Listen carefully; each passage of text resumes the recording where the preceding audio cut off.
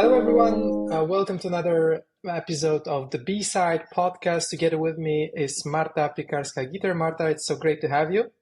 Well, thank you for having me, Jacob. So, Marta has a PhD in computer science and has been involved with the biggest IT companies out there, including Linux Foundation, Consensus, and recently she started together with a couple of friends her own startup. FIDL, is it the FIDL. right way? FIDL, yeah, exactly.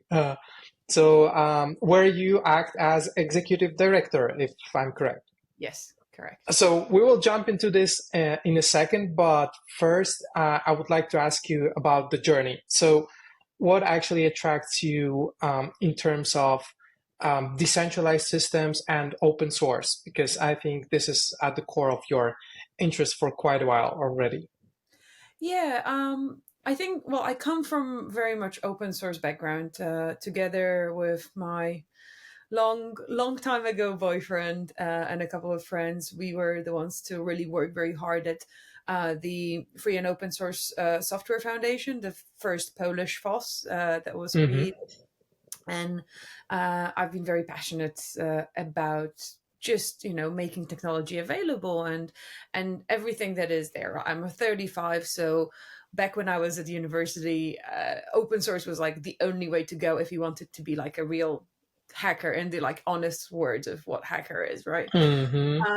But my passion was always in security and privacy. That's something that I didn't really wasn't really able to pursue while I was studying in Poland, where I started my university degree at Warsaw University of Technology. But thankfully, the university had a program together with Technische Universität Berlin, where I could go and do like a double master's degree, and then after that continue with my PhD, really focusing on security. Actually, security and telecommunications was the thing that did the Hmm. kind of institute that I was at. But my focus was on mobile devices. I got involved a lot with like the security community in Berlin, and back then it was, well, still is an amazing community of real kind of cypherpunks, kind very much fighting for freedom of movement, fighting for freedom of everything and everyone, I think. And internet at the And end of it. yes, internet, right to privacy, all of it. So I was kind of involved with them a lot through that friends stuff and stuff. Everybody was talking about the Bitcoin at the time, but I Hmm. wasn't paying much attention. I was much more interested in the stuff that I was doing around building privacy preserving mobile operating systems. But ended up, long story short, I spent a lot of time in San Francisco as well. Got into the original cypherpunk kind of community there, and was turns out that one of my friends was co-founding Blockstream, and Hmm. that's where I kind of like. He said, "Oh, let's catch up. Let's go for a coffee." Brought half of the founding team to the coffee, and they were very much the type of people, like quite unusual in characters, and they were talking about this whole Bitcoin thing, and I had no idea what it was, but it was like, yeah, okay, I want to be with you guys. So I kind of landed in the decentralized world more from like, I really am passionate about what they are talking about, not really this is a conscious life decision and like I'm designing my career to be in Bitcoin. And that was in 2014, so fairly early on.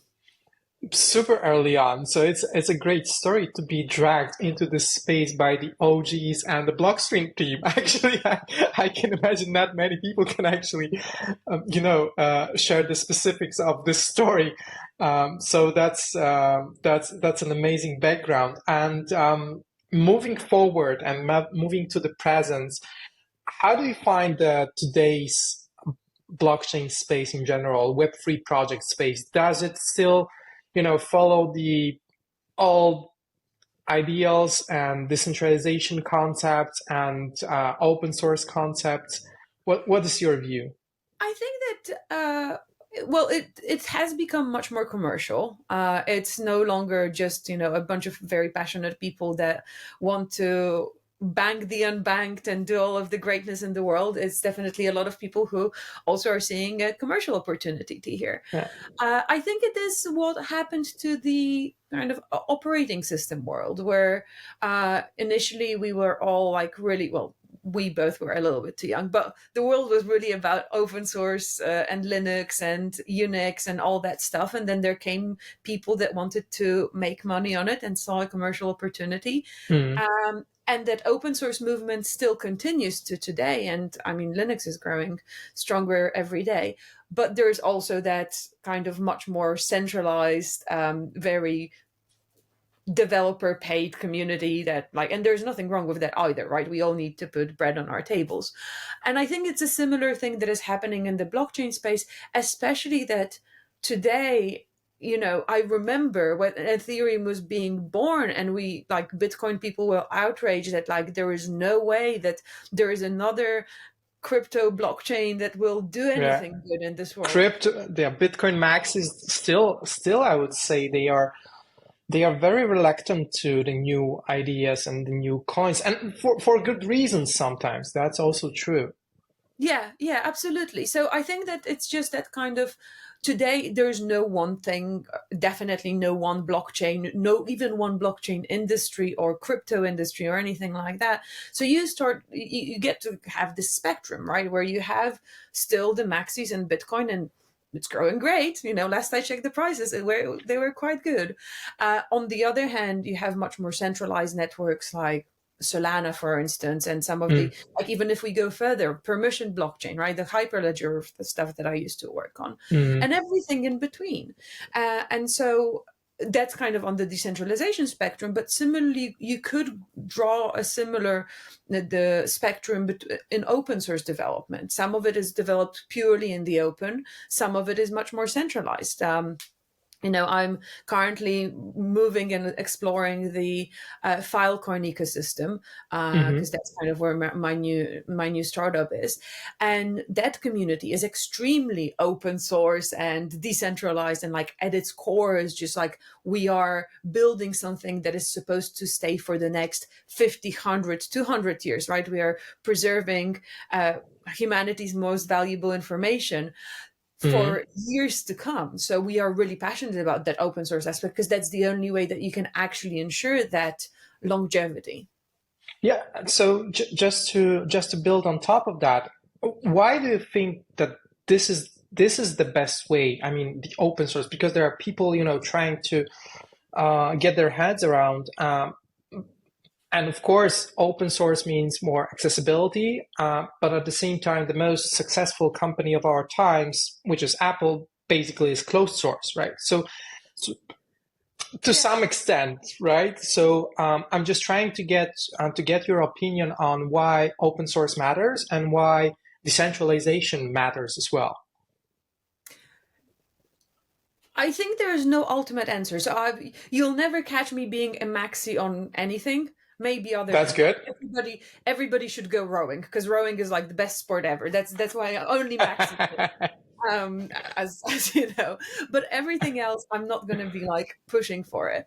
And I think in terms of decentralization, open source, anything that is related to our kind of ecosystem, all of that has a time and place. And there are Mm. companies that even go on a journey where they start very strong open source and then realize that actually the only way to progress their work fast enough to catch up with the market and build something that is like a good product is to go closed source and then open source it again when they're ready and they have something.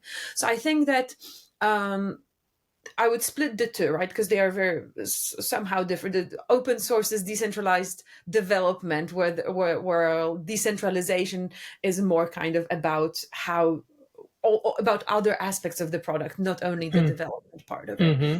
Um, the reasons to focus on open source development is building a community that is able to take on your project and support it and use it but also build it with you and shape Hmm. it into what they want in a much easier way. you get people that want to contribute and grow your project without you having to hire them full time. And yes, Apple is extremely successful, but Apple's origins come from open source as well. And Hmm. for a long time, it was basically, right, it's all built on Unix, and there were things that were closed source, but it was very different development. Once you're so big that you can like basically hire anyone in the world and want to like have tight control over things, I think that that's very important.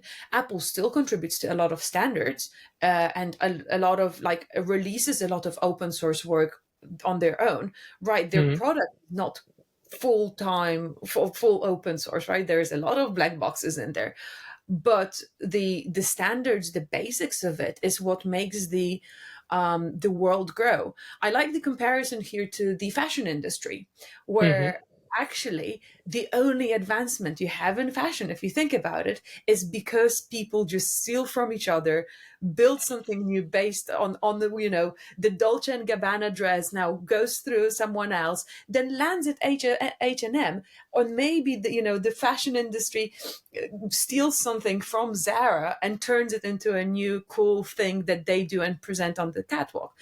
Now, in fashion, it's not done in open source. Nobody quotes wherever the dress came from, we can suspect, right? Similar to what happens in the music industry. It's very unethical open source. What Hmm. we have in code is we actually can do those things in a very ethical and open way and say, yes, I love this project. I don't think I want to contribute to it, but I maybe not don't agree with the core developers or something like that. So I can take that, build something on my something else on my own, and present it to the world, and the world will choose which is the better source. So I I think think it's a it's a it's a very great. healthy way of developing projects. I think it's a great insight. At the end of the day, um, also it just reminds me of the history of Bitcoin, which was also based on different kind of inventions that were built throughout the couple of decades by different people, right? The cryptographic standards, randomizers, all the stuff that actually allowed Satoshi to put it all those puzzles together in order to build Bitcoin. So I think I totally agree that any human's advancement actually ends up being a mash of those different aspects, and there are just different ways to get this inspiration from. So and that's and honestly, that's something that I'm mostly worried with generative AI, mm, because the thing that we do really well as humans is we kind of have our own ideas, mix it up with someone else's idea, come up with a new thing that is, yes, it's built on basis of everything that we learned, but it is mm, also part of our creativity, inspiration, and so on.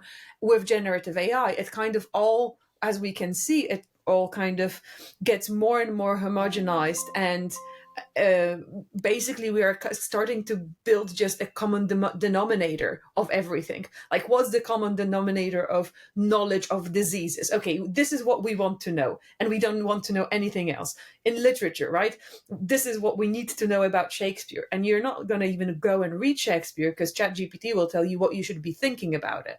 So that's the or that's the yeah. frame of what you should know. And actually, it might kill creativity to some extent, although it helps those days, with the creative ideas on or brainstorming. This is what I hear from people that work, especially in the marketing space.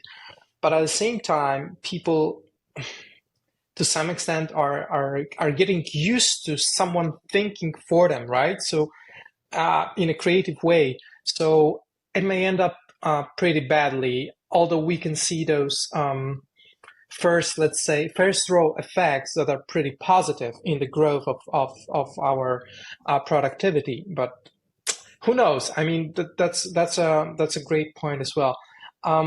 So coming back to your whole career, what did you learn that helped you? Because you've been working with big companies, corporations, and also little startups, right? And you're just on the way to build another big company out of your Plan is to keep it very small, but I the plan appreciate is to keep it small.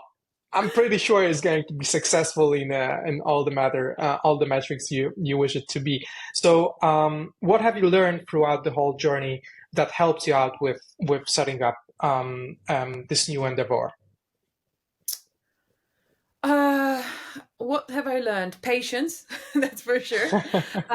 Not getting too excited about things as well. I tend to be a very excited puppy when it comes to anything new, but learning that sometimes you have to keep your cool and wait for a little bit. Um, to be frank, I think that some of the most important lessons that I've learned throughout everything that I've done, and as you're alluding, my CV is full of changes and roller coasters, and it sometimes seems like it's pretty random, but all of them were pretty well thought out Well decisions. thought.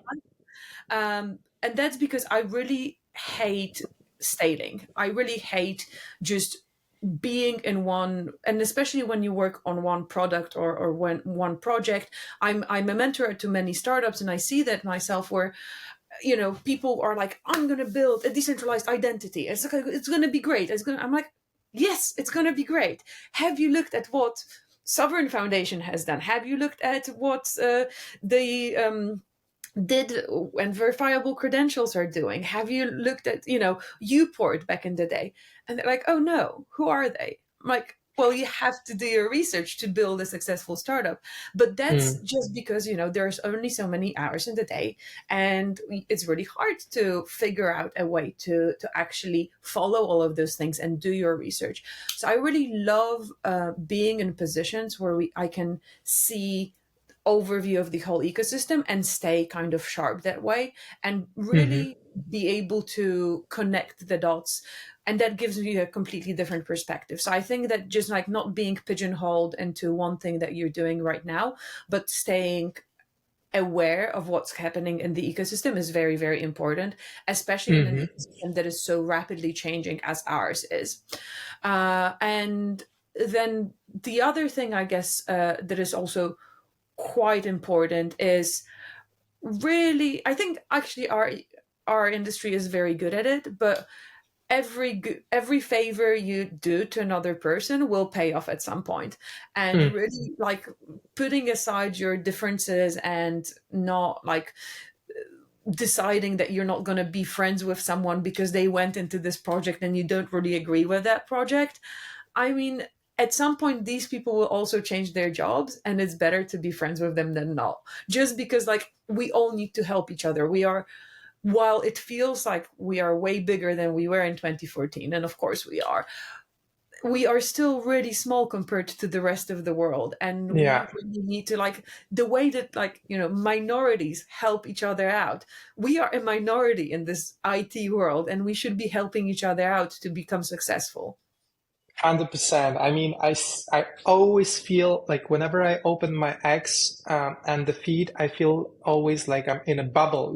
Like everyone is talking about crypto, right? But this is basically not true. If you go out to the real world, like 90% of people has got very little interest and understanding of Bitcoin and any other coin, of course. Yeah.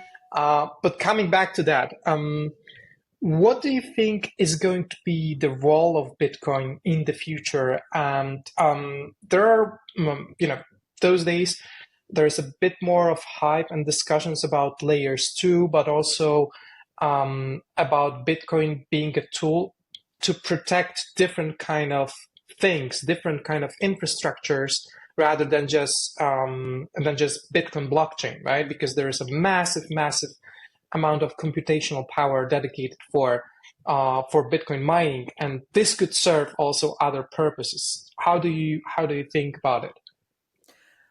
Uh, I I'm really reluctant to make any predictions on what will happen to Mm, anything that we are doing. It's I think the long and short of it. I think that there is an extreme value in Bitcoin.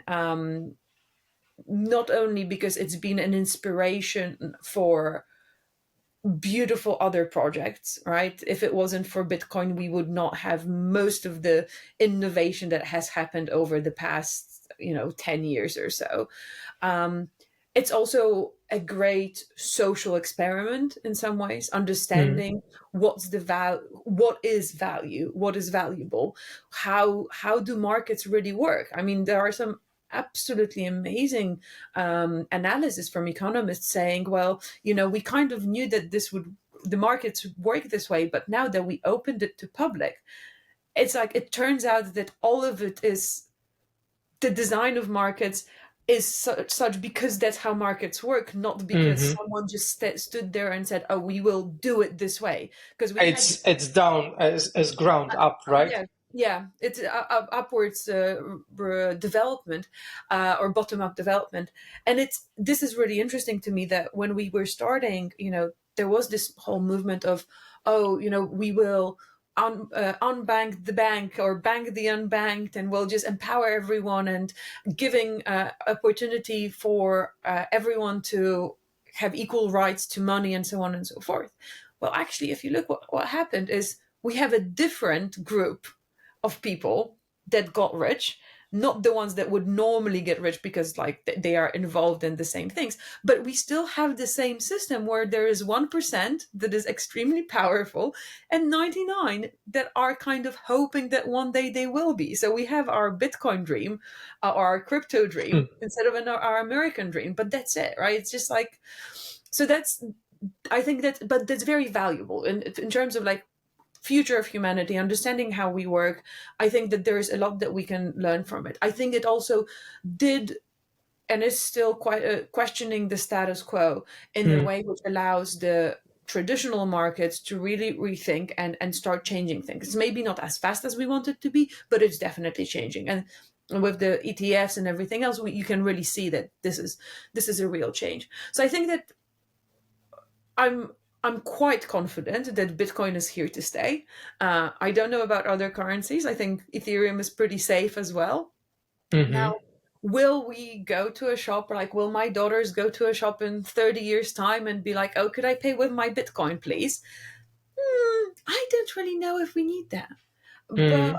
the the thing that Bitcoin and other cryptos do for me that is beautiful is all the cross border payments, allowing people to really kind of be international citizens. And it's nice for you and me to say, oh, I can get a coffee somewhere and someone else can pay me back with USDC or ETH, and it's like it's so convenient because I don't have to figure out how to get their whatever Australian dollars to pay them back. But the reality, that the thing that strikes me is more uh, the minority workers, or just the workers and on the border. So for instance, like in Singapore, something like 75% or 80% of people do not live in Singapore that work in Singapore. They live Hmm. in the bordering countries, and they cross the border twice, sometimes four times a day, and they earn in one currency, but they can only pay for food in a different currency and give money to their people in different currencies. So the migrant workers, all that, those aspects, I think that's opening a really amazing opportunity for them to be more, to participate more in the economy. And to completely disrupt the remittances market, Yes. which is basically getting like 10 cents on the dollar from anyone trying to convert and send the money back home. So I think that this is a huge opportunity for everyone working abroad and then sending their money back home. That's yeah, I'm absolutely on the same position here. And regarding the computational power, do you think that it can be used for anything else, or it can secure anything else than the blockchain, than the Bitcoin blockchain? This is something, for example, that Michael Saylor is mentioning, that he sees the future with Bitcoin mining power as being, the most sophisticated, the most secure um, decentralized network ever created. So he believes that it can serve other purposes as well. That's an interesting thing. That is an interesting topic. I haven't put much thought into it, to be honest. Hmm. But I like. my gut feeling is, yeah, it's an interesting opportunity to explore that. Definitely, what you mentioned earlier with using Bitcoin network or Ethereum. Ethereum is de facto used that way right now, right, as an anchorage for other blockchains. Hmm. That's a very interesting aspect of how you can use those layer ones. Something that is very fascinating to me on a slightly different, but also, how do you use networks in a way that it's not naturally intuitive?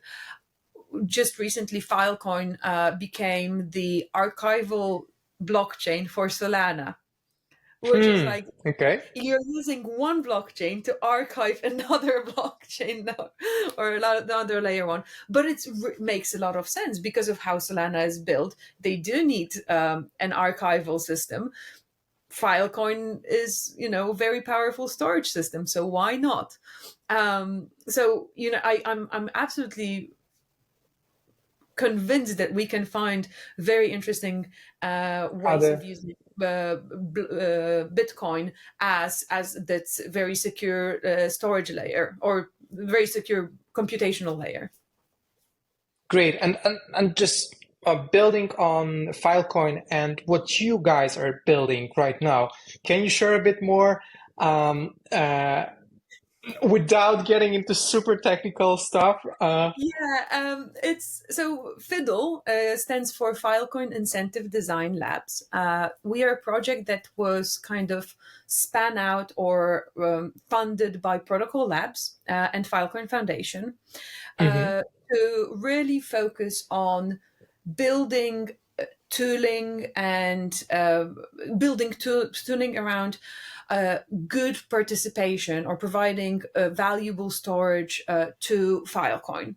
And it gets quite kind of Filecoin specific what we do, but the TLDR is we are thinking of how can we build tooling, dashboards, metrics that verified good participation in a layer one, however you define that good participation. So something that grows the ecosystem, builds a stronger network, rather than just the freeloaders that are trying to abuse the system or somehow extract maximum value without providing anything into the ecosystem.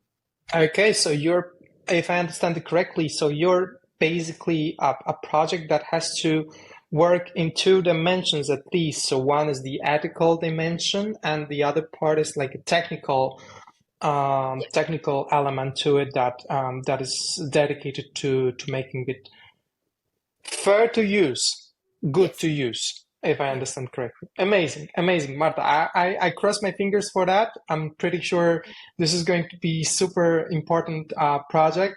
And guys, if you enjoyed it, please make sure to give us a hands up button and also subscribe. Also, if you are interested in Bitcoin and still haven't made the first step, I'm here to help. So make sure to visit bitcoinfocus.com and subscribe for a free intro call. Thank you once again, Marta. It was a pleasure to see you, and thank you very much. Thank you, everyone. Enjoy your day.